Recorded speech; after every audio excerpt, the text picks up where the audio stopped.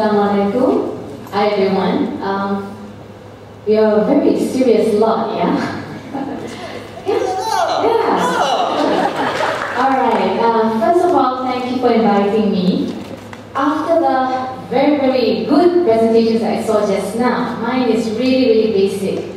I am a writer. I don't know how to do all these visuals, and I was thinking when I was sitting on the chair, thinking, wow, and yeah, I also need bifocals, and I got directors, because I'll be reading out my presentation. Usually when I give presentations, it's very academic. It's not like this, there's a podium, there's a microphone, so yeah, I'm a bit intimidated by today's crowd. And yeah, I'd like to apologize. I won't be able to stay on until 1. I've been assigned by my editor to go to Sungai Buloh and all the areas to interview people about the general elections. So the life of a writer is, 24 hours non-stop, BlackBerry interviewing people. When am I going to give this up? I don't know. I'm crazy. I'm 43. I'm tired, but, well, anyway, UKAC contacted me and they all asked me, Assalamualaikum, Kak Dina, and I'm going, have you got the right person? Maybe you should talk to my editor. No, we want you to talk about writing. And I'm saying, are you talking about the workshop? And he said, no, not the workshop. It is very TED style, talk about what writing is all about. And I thought, oh my God. And kebetulan, someone had asked me, can you give a,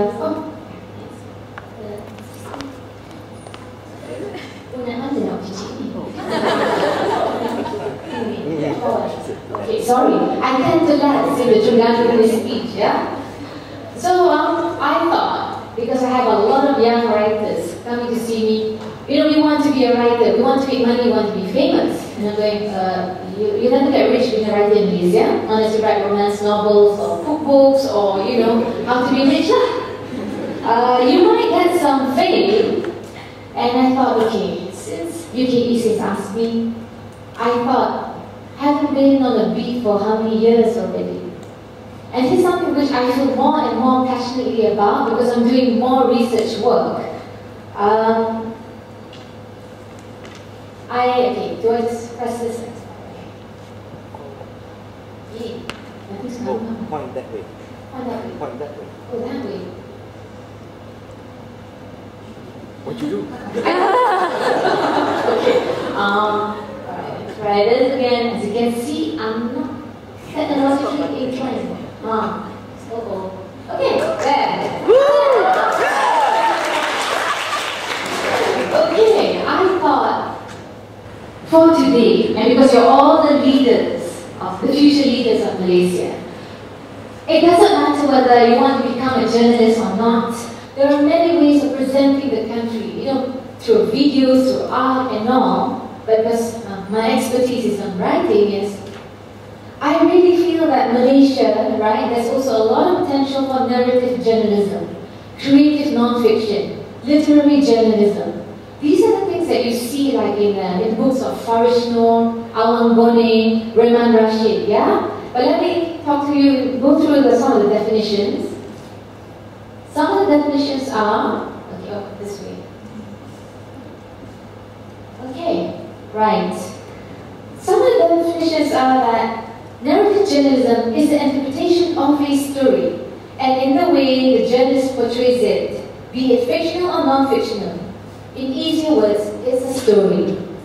Narrative journalism is also commonly referred to as literary journalism, which is defined as creative non-fiction that, if well written, contains accurate and well-researched information and also holds the interest of the reader.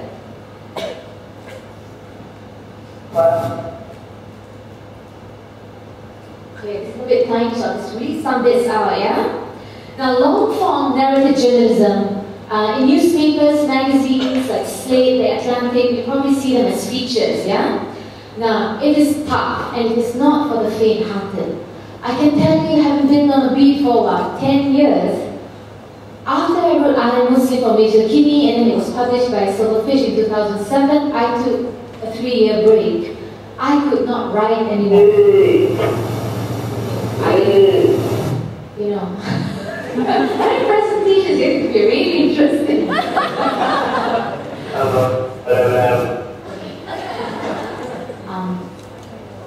Okay, alright. If you decide to take on about writing about Malaysia, the histories, interviewing people, okay,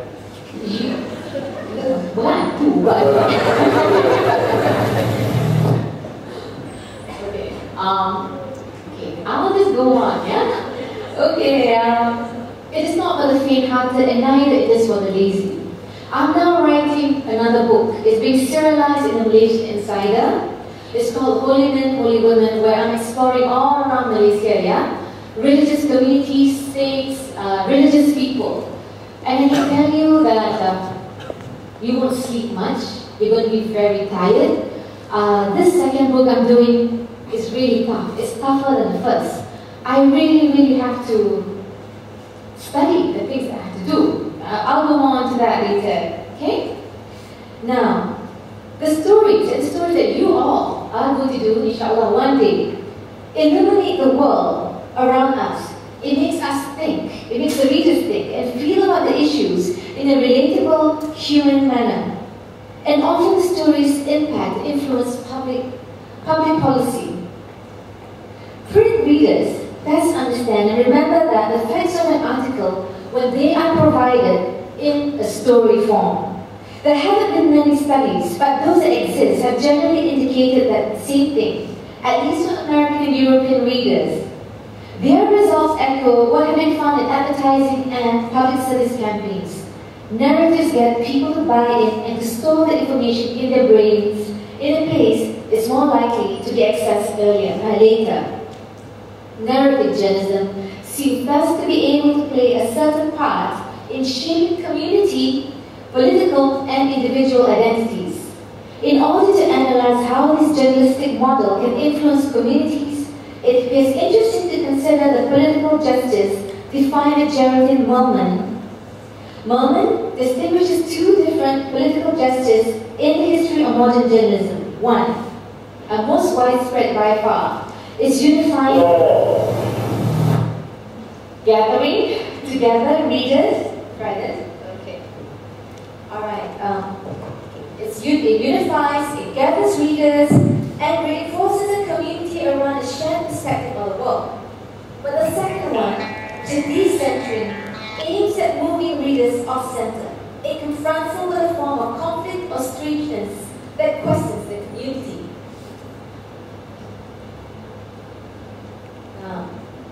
I'm sure you're familiar with some of the writers, yeah? Okay, look, this is Truman Capote in Cold Blood.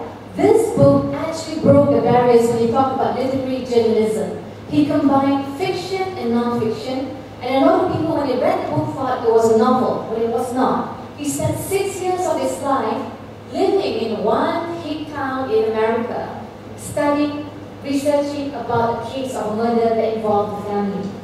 The other one is Driving Mr. Albert, his personal favorite.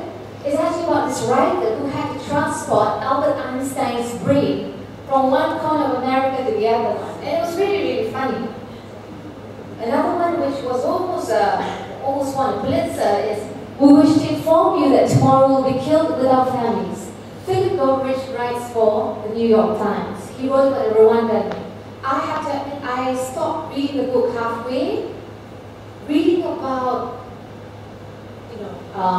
slavery, child soldiers, the sex trade, just threw me off. But you can see that the fact that it can throw you off when you do not read the book halfway shows the impact, how he writes has actually affected you. The other one is Sebastian Junger, who wrote The Perfect Storm. If you're familiar with Vanity Fair, you read his articles, and he's fantastic. This book was very frightening because you actually felt that you were in the way. But if you want, okay, two or three of his books are already out of print. You might have to go and get, out of print new books. I'll give you an example, yeah, of how lyrical the writing is. In Cold Blood by Truman Capote. The village of Holcomb stands on the high wheat plains of western Kansas, a lonesome area that other Kansans call out there. Some 70 miles east of the Colorado border, the countryside with its hard blue skies and desert clear air, has an atmosphere that is rather more far west than middle west. The local accent is barred with a prairie twang, a ranch-hand nasalness, and the men, many of them, wear narrow frontier trousers, Stetsons, and high-heel boots with pointed toes. The land is flat. The views are awesomely extensive. Horses, herds of cattle, a white cluster of grain elevators rising as gracefully as Greek temples are visible long before a traveler reaches them. Hong Kong, too, can be seen from great distances. Not that there is much to see. Simply an aimless congregation of buildings divided in the center by the mainline tracks of the Santa Fe Railroads. And that, really, is all. The next one is from, we wish to inform you that tomorrow we'll be killed with our families. Walking home from his aborted execution, Thomas Camilleri was told by the sergeant who escorted him that he was still condemned to die. They're going to kill you today if you don't leave, the sergeant said. Thomas had no idea where to go. He wrote a new will and gave it to his wife saying, I'm leaving. I don't know where. Maybe someday this paper will get to you. In discussions of us against them, scenarios of popular violence, the fashion these days is to speak of mass hatred. But while hatred can be animating, it appeals to weakness. The authors of the genocide, as Rwandans call them, understood that in order to move a huge number of weak people to do wrong, it is necessary to appeal to the desire for strength. And the great force that really drives people is power. Hatred and power are both, in their different ways, passions. The difference is that hatred is purely negative, while power is essentially positive. You surrender to hatred, but you aspire to power. So in short, this examples I've shown you, what are they really? They're really about the story, about humans, humanity. Okay, I am clicking. Let me try this. You know, I really think my presentation is spooked.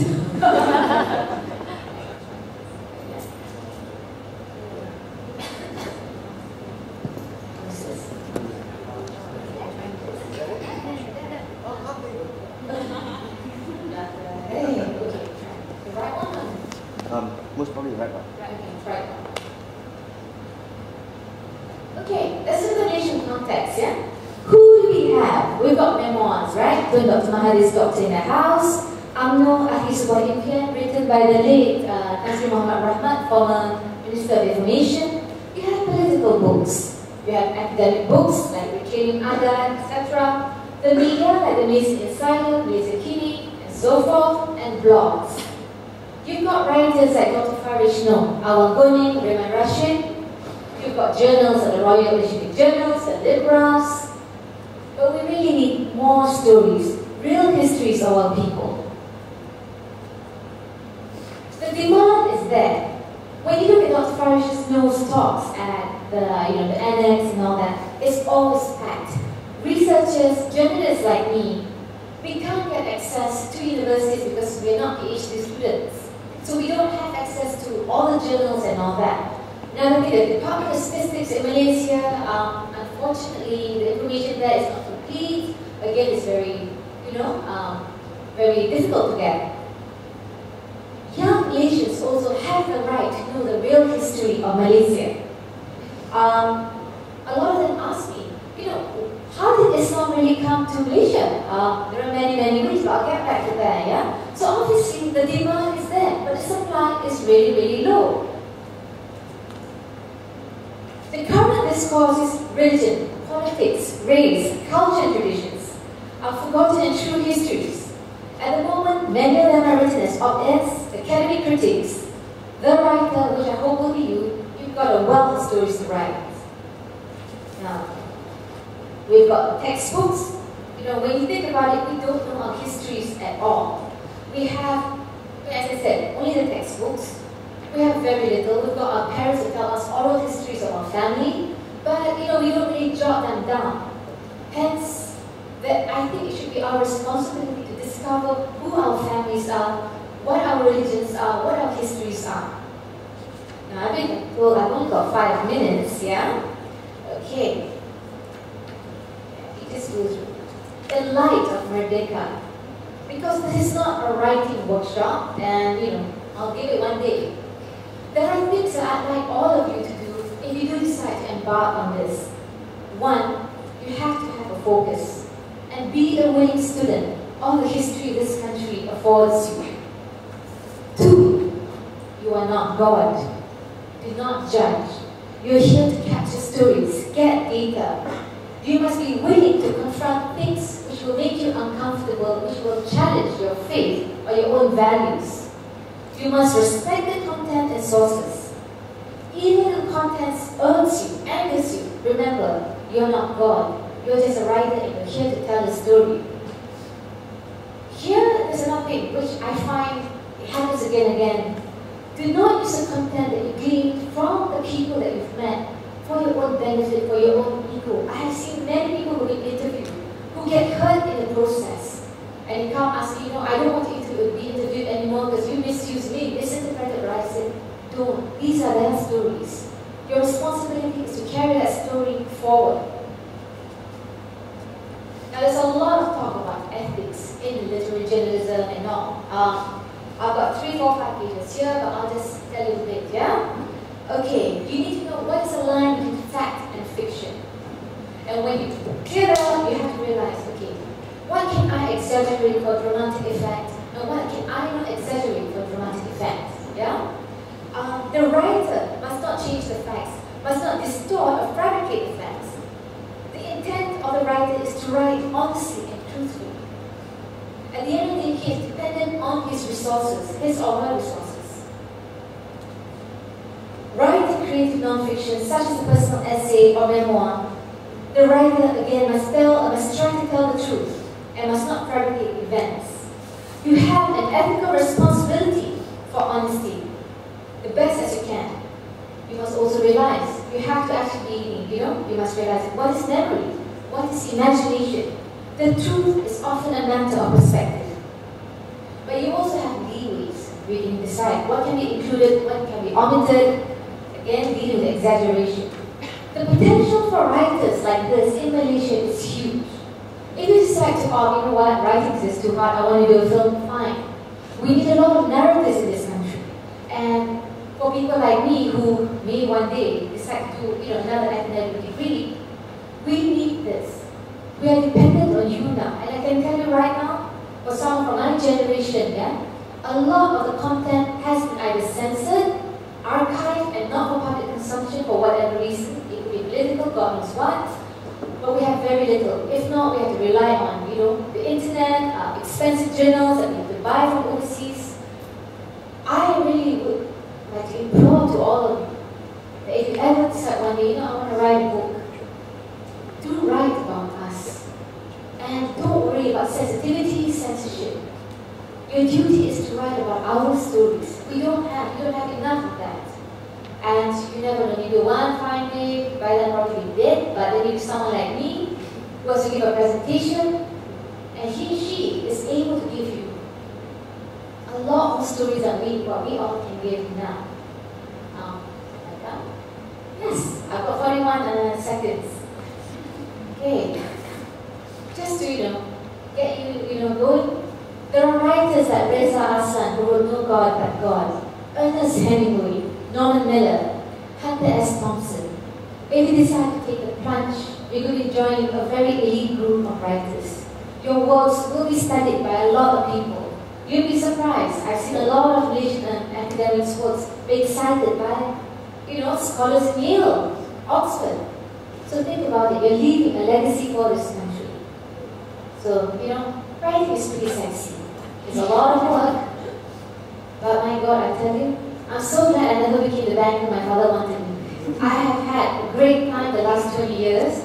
Maybe next 5 years I might retire like pernah, to naik bus and all that. But I had a great life, and I am having a great life. So that's it. Yeah, thank you for having me.